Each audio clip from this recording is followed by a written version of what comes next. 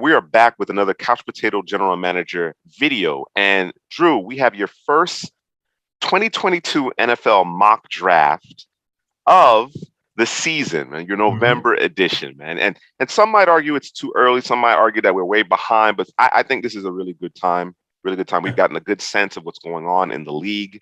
You know, the pretenders, you know, are kind of fading by the wayside. The real teams, will they stand up? You know, they're starting to separate themselves to a degree. There was some craziness this past weekend, but certainly, I think we're getting a better idea of, you know, who will ultimately be competing for a playoff position at year's end. But before we get into your mock draft, I just want to let our audience know, check out the link in the description for betus.com. Use our affiliate link. If you guys are interested in wagering, doing a parlay, money line, over-unders, whatever the case may be, BetUS has it for you. Check them out. Again, use that link in the description. Now, Drew, let's just get it started with your 2020 NFL mock draft. The number 1 overall pick is owned by the Detroit Lions. Liberty's Malik Willis to ultimately become the face of the franchise in Detroit. Now, of course, there was a big matchup between Liberty and Ole Miss. Of course, Matt Corral for Ole Miss, Malik Willis.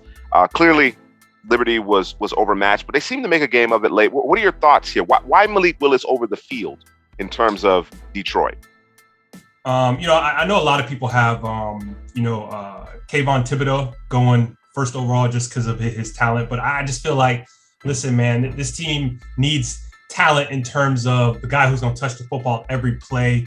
And Malik Willis has that in spades over every quarterback coming out, you know, and I think this team needs an injection of that all over the place. And why not put it in the quarterback position, right? The guy who's going to touch the ball every play. Why not?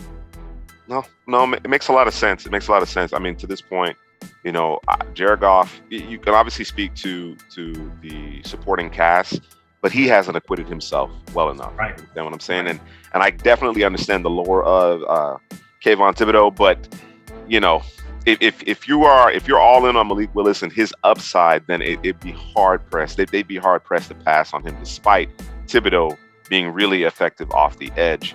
Moving on to the 2nd overall pick, you have the Houston Texans taking quarterback Kenny Pickett out of Pittsburgh. Now going into the season, I don't think Kenny Pickett was even discussed in the first round. Now he's the 2nd overall pick. Your thoughts here?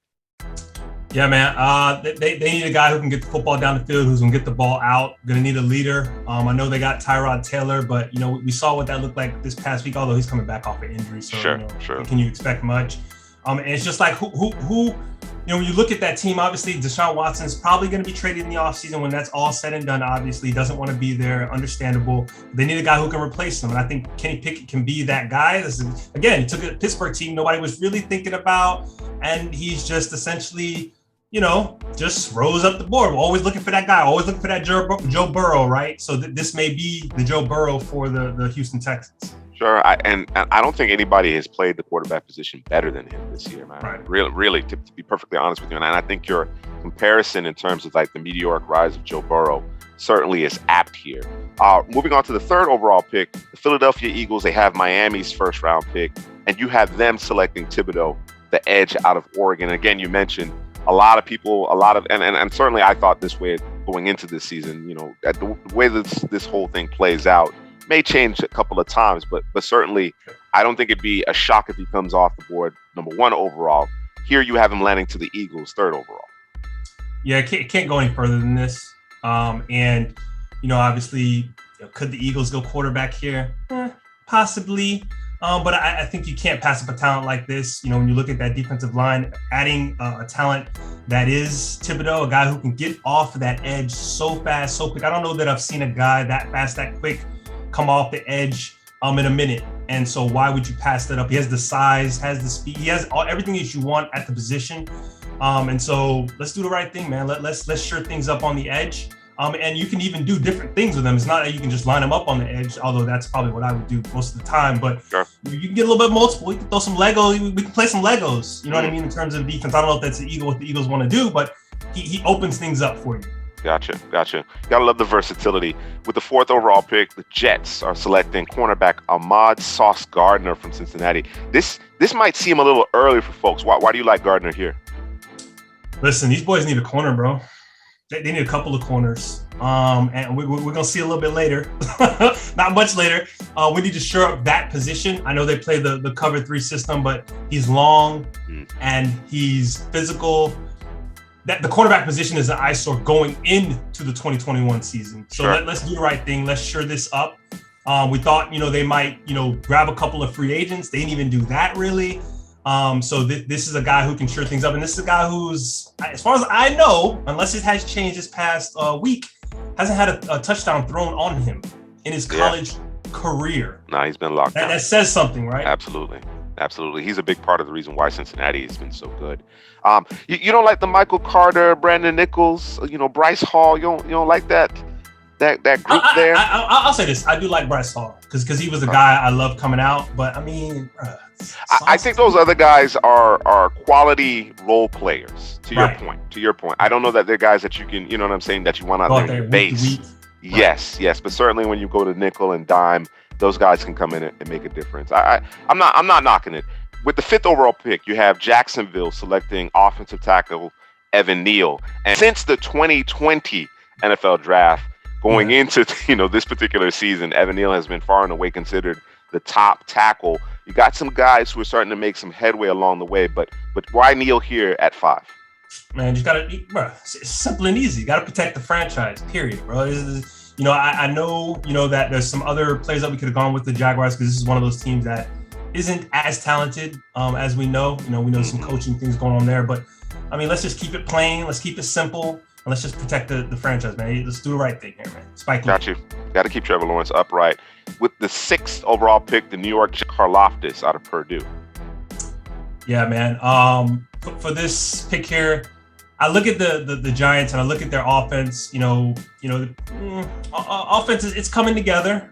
They need to get healthy, but for me, when I look at the defense, man, there's no sexy on that side of the ball outside of Azeez, right? A guy who can make a play every play. And I think Karlaftis is that guy, man. It's a guy that teams are going to have to worry about. I don't know that they're sending Azeez every play. I don't think that's happening. And I think Karlaftis is a guy you're going to send every play. He's going to line up on the edge. It's a guy you can move inside if you need to. You can do a little, you can be multiple with him, although I would want him purely on the edge. But it's just they need a guy that teams need to worry about week to week. They don't have that guy on defense. They just kind of, it's the defense is what do they call it? A team defense. There's not a guy that, they have to win by everybody playing their part, kind of New England style, if you will, right? So they need a guy who teams have to game plan for, not just the defense itself, but a guy they have to game plan for. And that makes it easier for defense coordinator to kind of play off of that guy. They don't have that right now. I'd say this. I mean, to your point, I'm really excited about Azeez. Obviously, I think he's a steal in the 2nd round. Leonard Williams can be that guy. Leonard Williams can be that guy, I think. Right. But adding a Karlaftis to a Leonard Williams along with Azeez Ojulari goes a long way. The question really becomes, what do you do at quarterback here, man? We rolling with it, bro. This is to me saying Daniel Jones we're gonna roll with it, bro. Let's go. Just ride out the rookie contract and let the chips fall where they may. Okay, fair enough. I mean, it is what it is at this juncture. I guess with Pickett and Willis off the board here at this juncture, I certainly understand the Karlaftis pick. New York Jets up yet again with Seattle's pick. And, of course, Russell Wilson's coming back, so we're not sure that they'd end up, being a top 10 pick here. But you have them selecting yet another corner. You mentioned it. They wanted to shore that up. Kaiir Elam from Florida. So listen, Kaiir Elam and Sauce Gardner, they're kind of a little bit of a mirror of each other. I think Elam has a little bit more. He's a little bit more physical in terms of strength. You know what I mean? He can bully people. He's stronger. Yeah, and he's longer, right? But for me, again, you have Bryce Hall, you got Elam, you got Gardner, and you can move Gardner inside and have Elam and Bryce Hall outside, and you kind of shore that whole thing up in terms of your secondary and something you don't have to worry about for a couple of years. Yeah, you listen, if those guys playing now, man, it's kind of a no-fly zone they got kind of going on right there. In the first 8 picks, you have a 3rd corner coming off the board here with the Washington football team, a guy I really like. We're talking about playmaking ability, Andrew Booth out of Clemson.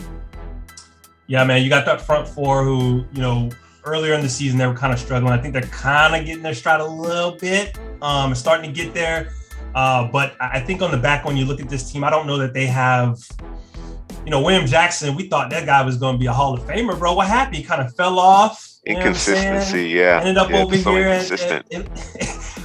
with the Washington football team, just matching up William Jackson, Kendall Fuller, and Andrew Booth. I don't know who you would slide into the slot there, but William Jackson, after I think next year, it could probably be Fuller in all likelihood. It'd be right. Fuller So inside. you could push him inside and have those William Jackson and Booth on the outside. And Jackson, is his contract. I mean, they can get out of it after next year. So you know what I mean.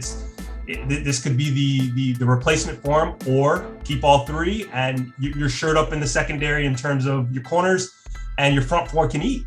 Absolutely. I mean, obviously you want to marry that up in terms of their really talented front four as well as the back end. And then, of course, you talk about the division you're facing: Mari Cooper, CeeDee Lamb. You got Devontae Smith now in Philly, and then you got the Giants with Galladay, if he could stay healthy, and on top of, Kadarius Toney. So, yeah, there's some significant pass catchers in that division, and you got to be able to match up. The Philadelphia Eagles are back on the clock with the 9th overall pick. This is the pick that they actually own, and you have them selecting Matt Corral. So you're out on the Jalen Hurts. You're out on Jalen Hurts. You ready to move on? Oh man, yeah. Okay. Yeah, I'm out. Obviously, through the season, if he improves, it can show. Sure. Because last week he actually played well against the Chargers. He really did.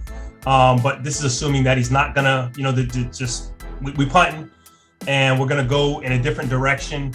We're going to go with Matt Corral, man. And listen, in terms of there's a couple of positions in college football where you look at the maturation, right? It's not just I'm looking at the physical tools. I'm looking at, his ability in terms of the talent. His ability to, because I remember when he first came into college football and he was playing, and I was just like, all right, you can kind of see the talent, but can he put it together? Right. And if he can put it together, he's going to be one of those guys. And he's put it every game he's played. The more he plays, is the better he gets. I know that Alabama game was a little gross for the quarterback position. I think it's one of the positions. If the maturation can continue, I think that's just you got to take a shot, man. And I think take the Eagles to the next step. Best case scenario, Hurts finishes this year strong and really solidifies the confidence of this front office and coaching staff, because now you're playing with that cheap contract, that second, you know what I mean? That day two contract, right? And you can continue to fill out this roster and add talent, because it's a really young offense. It's a really young offense. They do need to address some things along the offensive line, but I think just in terms of the skill position players, very young offense. You'd like to see them grow around Hurts. I personally hate for the Eagles have to go back again to the quarterback well here, but certainly, given that they have this ammunition in terms of the 2020 NFL draft with the additional picks they were able to acquire, if the opportunity presents itself and they're in need, certainly they can pull the trigger on that. And rounding out your top 10 of your 2022 NFL mock draft, you have the Miami Dolphins, the pick that they received from the 49ers, selecting offensive lineman Kenyon Green from Texas A&M. Of course, the Dolphins have struggled mightily along the offensive line. I think that the top three players who've allowed the most pressures, according to PFF, all play for the Dolphins. I think it's Liam Eichenberg, Austin Jackson, and I'm missing one other player. But yeah, it's been really bad, and I don't know how you actually evaluate Tua. I know we have some question marks with respect to him, but I don't know how you evaluate Tua behind an offensive line this bad. What do you think Green can do for this offensive line? Listen, he's played left guard, right guard. He's playing left tackle, if I'm not mistaken, right now for Texas A&M. So plug him in, and it'll work out. When you talk about offensive linemen and them being easy movers, and he's played 3 different positions, I don't know that you can mess that up. Don't think he can mess it up, huh? I don't think you can. I mean, it's possible. I don't think you can with this guy, man. All right, with the 11th overall pick, the Carolina Panthers also are addressing their offensive line. You have them selecting Charles Cross from Mississippi State. What do you like about Cross? So Cross is playing in that leech system, that air raid system, so he can get back there and pass protect. And I don't know who's going to be playing quarterback for. I don't know if it's going to be PJ Walker or Sammy the Savior, or if it's going to be somebody different. But I think they need to shore up that offensive line. And for me, this is a team that I'm not going to say they're loaded. But they're not far off, and there's always that one team that's missing that quarterback or missing that one position. I think this might be the team that's missing that one position in terms of the quarterback. And so if I'm the Carolina Panthers, I'm giving up the booty to get Deshaun Watson or a quarterback in here that can actually get the football down the field. Gotcha. So protect that guy. No, I certainly understand that. No arguments from me with respect to Sam Darnold. Moving on with the 12th overall pick in your 2022 NFL mock draft, wide receiver Chris Olave. We know that the Patriots have some question marks in terms of their weapons on the perimeter. There's some guys I like a little bit more than Olave. Why do you have Olave here? Why is Olave your first receiver off the board? So you got to be smart to play in New England, right? Sure. You got to have nuance. Yep. You got to be able to get open. Right. And I think that Olave is, to me, might be the best route runner in the country. Okay. And he's coming from wide receiver U, that is Ohio State, over there with Brian Hartline. I mean, he just keeps pumping them out. And for me, man, you got a traditional quarterback in Mac Jones who guys got to get open. They gotta he's got to throw to somebody with a little bit of space on them. And this is the guy that can do that consistent. With the 13th overall pick, you have the Denver Broncos selecting quarterback Sam Howell of North Carolina. Of course, the Drew Lock experiment was over the moment that they named Teddy Bridgewater the starter. And of course, Teddy Bridgewater, although he's been pushing the football down the field more this season, has his limitations. I imagine we probably will see a new coaching staff in Denver after this season in all likelihood. So they get their guy in Sam Howell. Why do you like Howell in Denver? I mean, listen, Sam Howell he's got a will in his team to win. Lost a ton of talent last year. It started off really, really slow, and they've kind of taken off since then. And Sure. Listen, Howell is he's going to get the ball down the football field is one of the biggest reasons why I like him here for Denver. You got all those weapons there. Teddy, obviously we know what he looks like when he's throwing the football down the field. I just don't know if that's consistent enough or if that's the real Teddy. Will the real Teddy please stand up? Because we know what it looks like when he doesn't throw the football down the field. They're terrible. And Sam Howell has some athletic ability in the pocket to move around, to make plays, to run outside the pocket. Sam Howell strikes me as a playmaker. You know what I'm saying? And you look around in that AFC West, you obviously have Patrick Mahomes, you have Justin Herbert, and Derek Carr, who also is pushing the football down the field more frequently. In order to compete with those guys on a consistent basis, year in and year out, I do agree with you. I think they need to be a bit more dynamic at the quarterback position. Philadelphia up next with the 14th overall pick, and you have them selecting safety Kyle Hamilton. And based on your mock draft, depending on who you ask, Philadelphia may have acquired the two top prospects in the class between Thibodeaux and Hamilton. Why Hamilton at this juncture? Hey man, listen, you got Thibodeaux up front, right? Mm-hmm. Let's go ahead and get that guy in the back end who's rangy, who can make plays, can allow you to do things that you normally wouldn't be able to do at the position. The Seattle no-fly zone Earl Thomas. Sure, I get it. You know what I mean? That version. The best version of Earl Thomas. I hear what you're saying. The best version. And then he has the ability to kind of play a little bit of, I don't know if I want to put him in that mold, but he has the ability to play a little bit of Cam Chancellor coming down in the box and laying pads. Yeah. And he does it. It's not so much that it's so violent like Cam Chancellor, but it's so to the point, as Headley likes to say, quick, fast, and in a hurry. And almost like, damn, how do you get there so fast? Not only can he do the left to right, east to west, but he can do the north to south just as fast. Nice. With the 15th overall pick, Kansas City Chiefs also going safety with Jaquan Brisker from Penn State. What do you like about Brisker, and what are the differences between he and Hamilton? This is a guy who's actually coming with the physicality, coming down into the box to essentially take somebody out. Does he have the ability to play, the free high safety? Of course. But I know that Spags likes to to do the whole leg go, move people around, and Tyrann Mathieu is a huge part of that. And, we kind of seen the limitations of Daniel Sorensen, 49, as some people like to call him. I think, some people are saying, he's being put in bad places, but there's times where it's like, okay, well, you're in place and you don't make the play. Well, Brisker allows Spags to kind of do more of the moving of pieces, not worrying about, okay, Tyrann has to come down in the box because 49 or that position at safety can't do that. So we have to put it makes him to be able to making things interchangeable there, right? Yes. So yes. And I know that's what Spags loves to do. That's exactly what why Spags not wants. Keep that Absolutely. Up with two safeties that can do either or, if you will. Definitely. At the midway point here, we have the New York Giants with the pick that they acquired from Chicago in last year's trade down, selecting Aiden Hutchinson, defensive end from Michigan. What are so you're going back to the well here. You're going back to the well in terms of this pass rush. Again, a lot of people might argue, hey, Daniel Jones isn't it.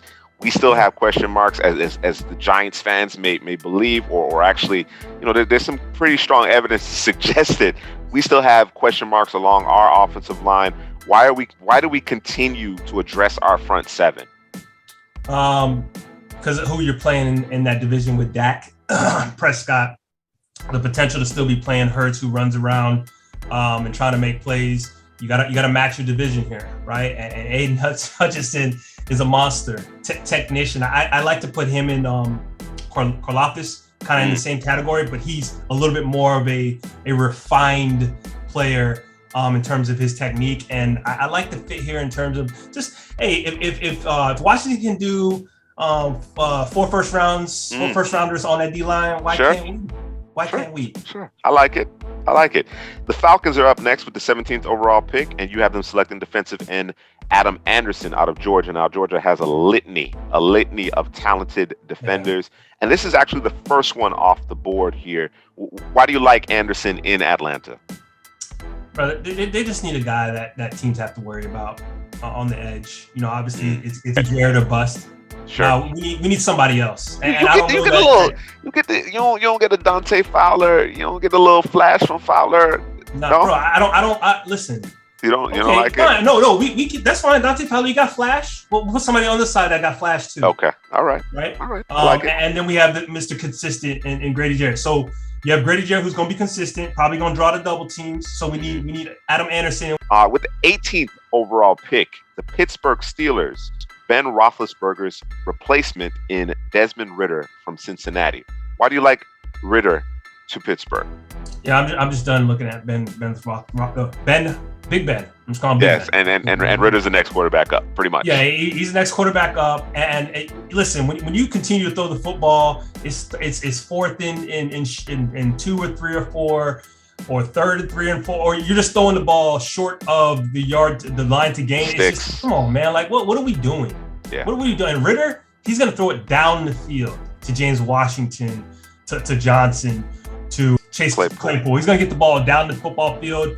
Ben hasn't been doing that in the past couple of seasons. And I think Ritter is that guy to get that done and down the football field for the Steelers. Obviously it's a team that, is built to, or they like to think they're built to run the football, but I think this is a team that should be throwing the football all over the yard and down the football field. Okay. All right. I mean, yes, of course, there's a revamped offensive line. It's a young group. They're starting to gel a little bit. When you invest, first round pick in a 4-year running back, you need to run the ball. You better get your money's worth. But listen, you catch out the backfield, though. Don't forget. That's true. That is absolutely true. That is absolutely true. Moving right along with the 19th overall pick, the Minnesota Vikings. I think they get a gift here. They get a gift here because, he's out of sight, out of mind, perhaps. Cornerback Derek Stingley from LSU. Now, Stingley obviously was ballyhooed as one of those rare blue chip prospects from high school to college football. And obviously you see the skill, although, when Devontae Smith got a hold of him, he got ate up a bit. But outside of that, Derek Stingley has been excellent when he has been on the field. Certainly the Vikings, they have question marks on the back end. This seems like a perfect fit. Yeah, and listen, there's nothing that he can't do. I just question sometimes, just thinks maybe, his talent can do everything. So he gets a little complacent and things like that. But he can play the slot. He can play left, right, doesn't really matter. And you're going over there with Mike Zimmer, and this is a guy who he can. I won't use the word breed, but his forte is to develop the cornerback position. And that hasn't happened in a little bit. But that's not for a lack of trying, right? So sure. He's going to continue to do that. And I think this is you got to do the right thing here. And Patrick Peterson on the 1-year deal. Mm-hmm. This is essentially, as far as I'm concerned, his replacement. Yeah. I'm not sure Zimmer will actually be the one to get a hold of Derek Stingley, but this pick certainly makes a lot of sense. Moving right along, we have the Cleveland Browns with the 20th overall pick, and this has to amount to the Odell Beckham Jr. replacement, Garrett Wilson. It could ultimately be Beckham and Landry being out of Cleveland next year, depending on how things shake out. You have them selecting Garrett Wilson, a receiver I really like. This is actually the guy going into this season that I had number one. Mm-hmm. That still remains, it's debatable. It could change, but I really do like Garrett Wilson. I'm a big fan of his. Why Wilson here to Cleveland? Maybe not instead of perhaps a Treylon Burks, for example. That ability to he's just so smooth, silky, man. It's just and his ability to make people miss after the catch and hit his head on the goalpost or just do damage, get that yak, man. And like you said, if there is no, obviously there is no Odell Beckham, right? So and if there is no Landry, I know that passing scheme it's not a we need you to dominate type of perimeter players. We just need you to play your role. Garrett Wilson's gonna play his role. Just get him the football and he's gonna make magic happen. Yeah, he understands he's had to share kind of that quote unquote spotlight with Olave, and it's just a matter of him just going out and running every route. You know what I'm saying? Like it's his last. Yep. You know what I mean? I know oftentimes there's certain receivers that you just have to get them touches. You have to kind of have to force feed them to make sure that they're engaged. Wilson doesn't strike me as that type of player, and while you consider him smooth, I think he's just explosive, man. I mean, it's there's a smoothness to his explosiveness, but I think he has that type of game-changing ability. You know what I'm saying? Score from anywhere on the field type of ability. With the 21st overall pick, the Buffalo Bills are selecting defensive end Myjai Sanders from Cincinnati. So we're talking 3 Cincinnati Bearcats in the first round, and this is absolutely unheard of, but certainly speaks to how good this team actually is. Buffalo went Gregory Rousseau last year in the first round. But the year before that, they got AJ Epinesa, I think a first round talent in the second round. What are your thoughts here? You're going defensive line again here. Just go back to the well, get that rotation going. You know what I mean? If you're gonna win in the playoffs, you got to be able to pass rush. This is a guy who can do that. And he's a different body type than the other 2 that you named, and it's just a different guy that teams are going to have to deal with on coming off that edge. Gotcha. I mean, Buffalo, obviously, they're thinking, we're playing with a lot of leads. We need to have guys that can get after it and have a rotation of those guys getting after it. Certainly makes sense. 22nd overall pick of your 2022 NFL mock draft, the New Orleans Saints are selecting Treylon Burks, and this one seems like it's long overdue. Yes. Yeah. I mean, listen, I used to talk about the law firm of Breeze, Kamara, and Thomas. I have no idea what's going on with Thomas. He's not gonna, as far as I know, he ain't playing this year. Then re-aggravated, injured the ankle, or maybe it was the other ankle. I don't know. But this team is starving for a guy who actually can catch the football and do something after the catch. They got a couple guys that can do stuff after the catch, but can they catch the football and do it consistently? And Treylon Burks is a big guy.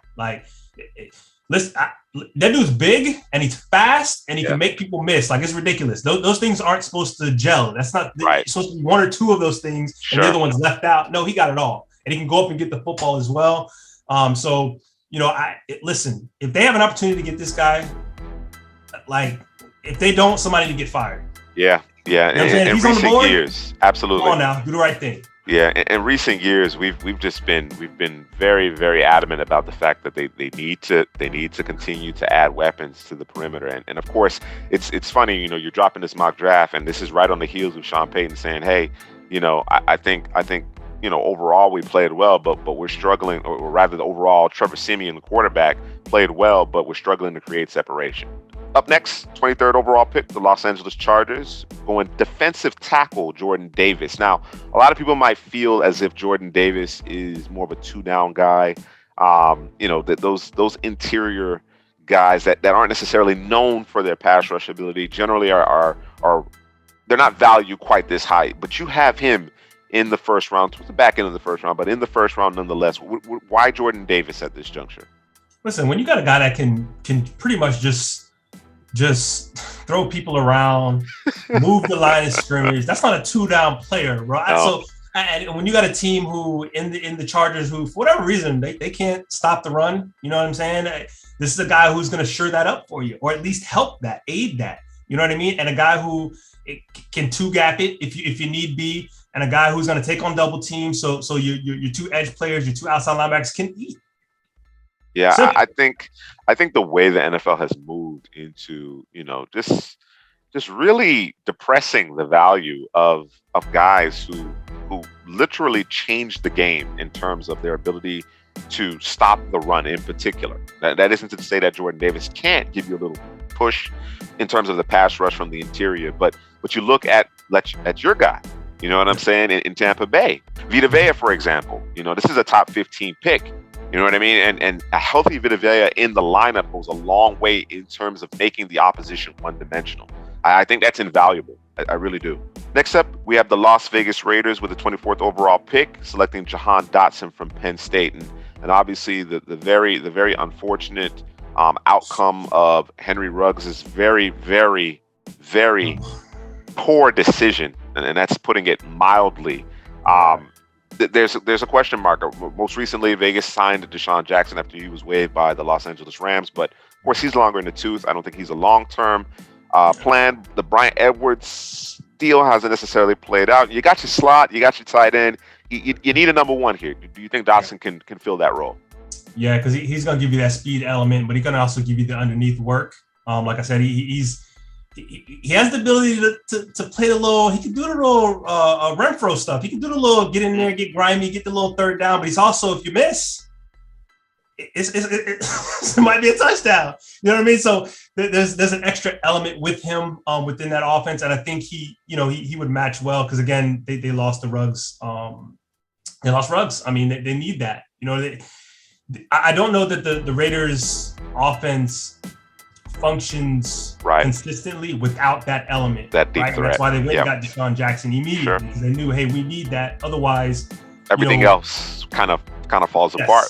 Yeah. Yes. You know what I mean? So adding this guy gives you the opportunity to, if you wanted to, go and get another speed guy and have him just be the straight speed guy.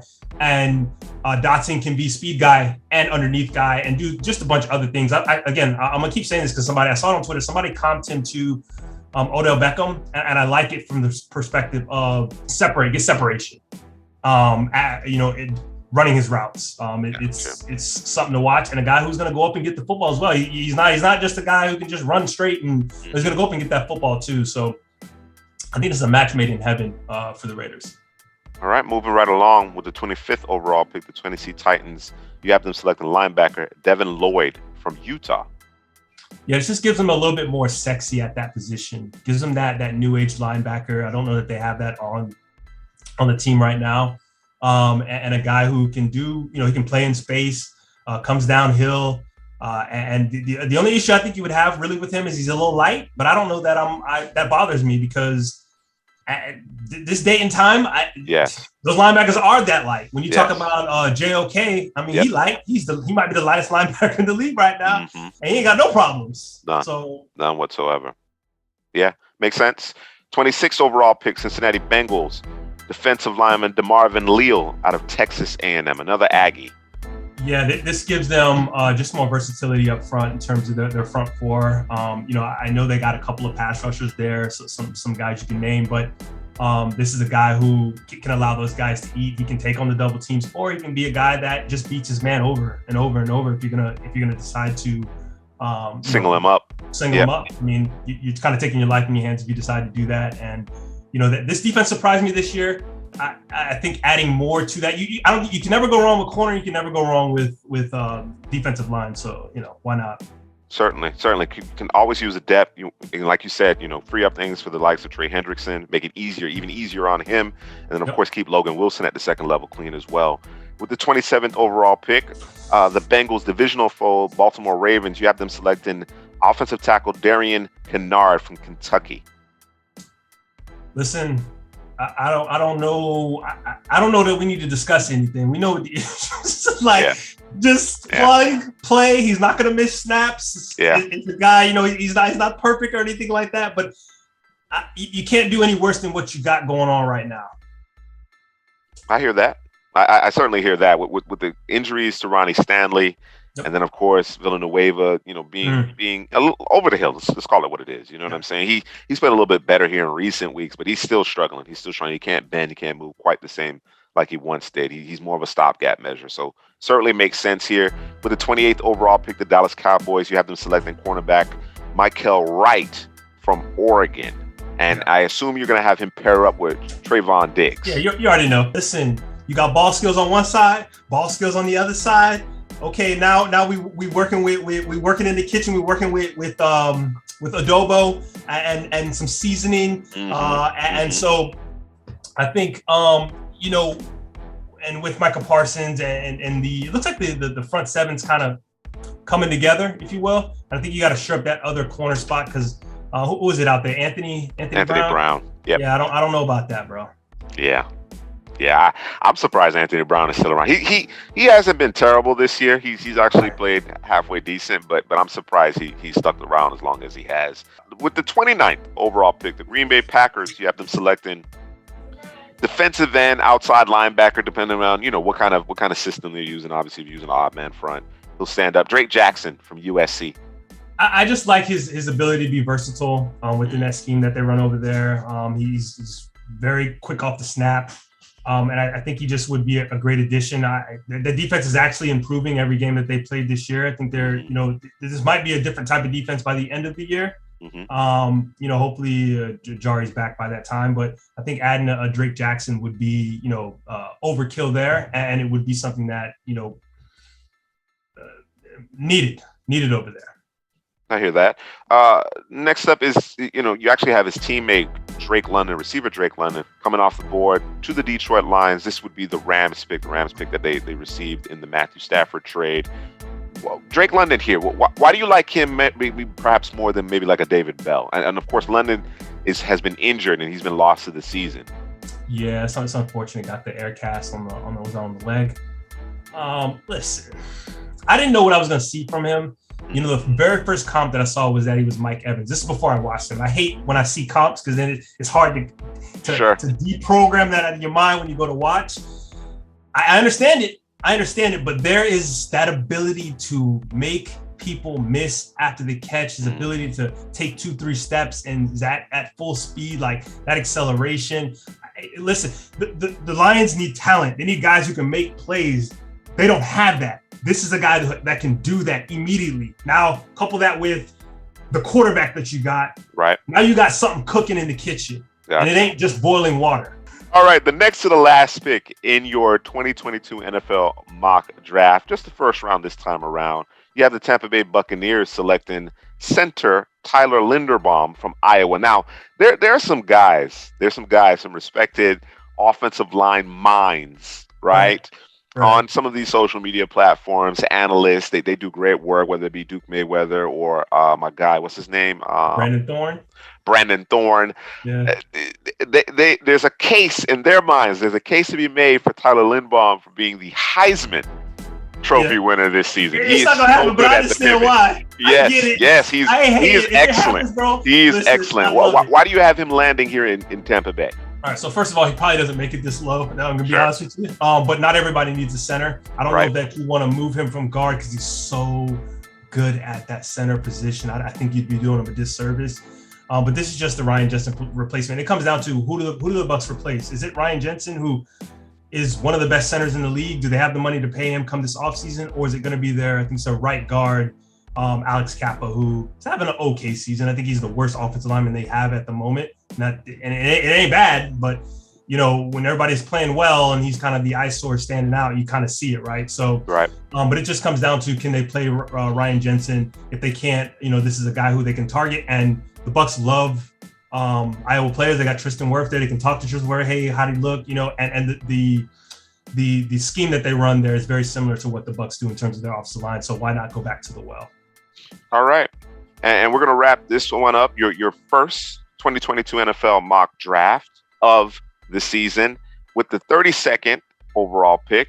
You have the Arizona Cardinals selecting running back Kenneth Walker from Michigan State. And when I saw this name, I thought to myself, if a running back goes, I want to see him land in Buffalo, and maybe then they would actually commit to running the football. But you have Walker landing here in Arizona. So we're done with Chase Edmonds. Connor may play himself into a little extension. He might. Yeah, he's playing very well. But Walker obviously has been terrific. He's actually on pace. He's on a slightly better pace than Derek Henry was on when he won the Heisman. He was the last running back to win the Heisman. No, that's saying something, man. It's a guy who left. Man, imagine if he was playing for Wake Forest. What we'd be talking about with it, because they rolling too, right? Yeah. They ran into Sam Howell in North Carolina, but they've had an excellent season. Absolutely. Listen, hey, he might still be the one of the Heisman hopefuls if he was playing for them as well. But I just had to do it, bro. I know there's Breece Hall out there. I know there's Isaiah Spiller from Texas A&M. I know. But I gotta give my man some love. I gotta running back gotta go in the first round somewhere. It's usually gonna usually be at the bottom somewhere. And I don't hate the fit here. Connor may play himself into a contract, but you always need at least two running backs in the league that we play. The NFL how it is now. So right. Let's why not, man? It's a guy who can make people miss. Has some devastating moves in terms of his ability to make people miss. Sure. And if you miss, he may be going to the house. Yeah. I don't hate it. I think Kenneth Walker, considering what Arizona's backfield looks like right now, even if you do retain one or the other in terms of Edmonds or Connor, I like to sprinkle Kenneth Walker into that and to eventually take over that backfield. You know what I'm saying? And be just that much more explosive offensively, pairing him up with Kyler Murray and some of his perimeter weapons. So I'm certainly all for it. I'm not one of those people who believe that a running back should never be selected in the first round. I don't necessarily agree with that. I think it just depends on the circumstances. So, no, this is great, man.